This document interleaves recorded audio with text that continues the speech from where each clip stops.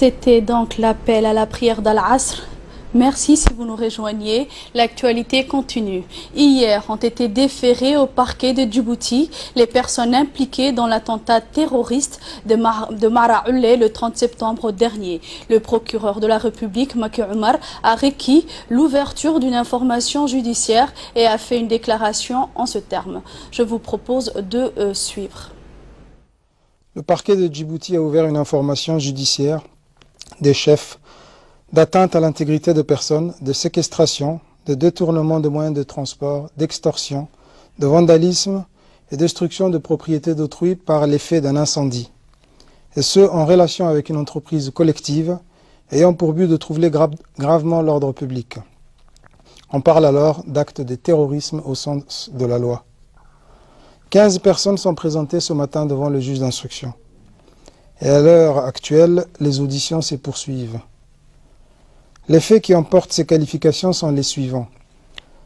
Le 30 septembre 2015, vers 18h45, au lieu dit Maraoulé sur la route principale allant de Tadjoura à Dorra, un groupe d'individus armés intercepte plusieurs véhicules avec leurs occupants. Ils déroutent les véhicules vers les lits d'Anoued en amont et après avoir retenu pendant plus d'une heure sous la menace de leurs armes composées de fusils, d'armes de poing et de grenades, les otages, dont 2 mineurs, ils mettent le feu à 3 véhicules. Les véhicules incendiés sont les suivants.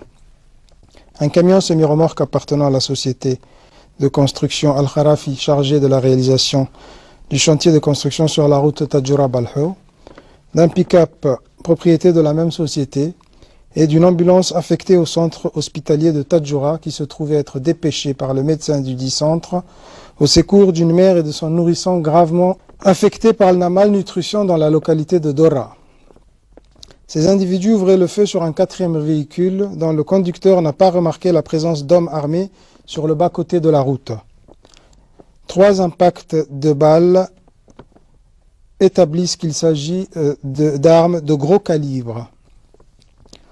En effet, au terme des investigations diligentées par la section de recherche et documentation de la gendarmerie nationale, secondée par les enquêteurs de la brigade de Tadjoura, dans le cadre d'une enquête ouverte le 1er octobre 2015 par le parquet de Djibouti, il apparaît qu'un nombre variant entre 30 et 40 hommes armés et vêtus de treillis aient participé à la commission des faits, et qu'à l'issue de leur forfait, ils prenaient la suite qui les emmenait à prendre la direction de la frontière avec l'Érythrée.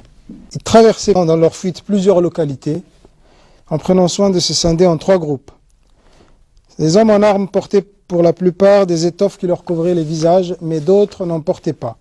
Et ils pouvaient alors être identifiés, et ils l'ont été en définitive, comme des afars d'origine érythréenne, notamment par les scarifications sur les visages en des endroits bien précis, des signes spécifiques aux personnes de cette origine.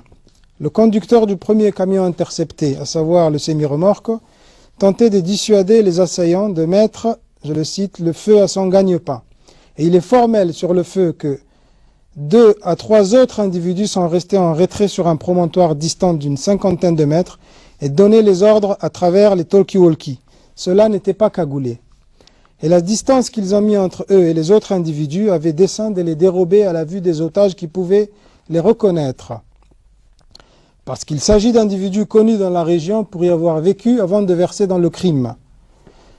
Les auditions de témoins dans les localités traversées dans leur fuite permettent d'établir que les individus connus comme étant Abdelkader Aden Ali et Ali Humed faisaient partie du groupe des fuyards qui ont traversé leur village. Ce constat se répétera 2 fois, dans 2 villages différents. Les recherches sur le plan technique ont permis de confondre les personnes présentées ce matin au parquet et établir qu'à des degrés plus ou moins prononcés, elles ont toutes sciemment par aide et assistance facilité la préparation et la consommation des actes précités. Sauf le cas de celui parmi cette masse des prévenus qui, malgré les preuves matérielles établies à sa charge, continue de nier les faits de complicité, toutes les autres personnes reconnaissent les faits. Les affirmations de 4 personnes poursuivies permettent aussi d'établir qu'un certain nombre d'individus parmi lesquels Kamil Mohamed Kamil, Hassan Morbel, Barkhat Ahmed Mohamed vivant en Belgique, finance par l'envoi des sommes d'argent les actes criminels commis par Abdelkader Aden Ali et ses hommes. Les actes criminels précités ont été revendiqués par un autre individu. Il s'agit de Mohamed Kaddaami, lequel vit dans la banlieue parisienne de Bagnolet, lieu à partir duquel, selon ses propres dires, il organise, planifie, finance et enfin revendique les actes qu'il y a désormais lieu de poursuivre conformément à la loi. Les investigations vont désormais se poursuivre sous l'autorité du magistrat instructeur et vous serez tenus informés dans les jours à venir des suites que nous réserverons à l'affaire.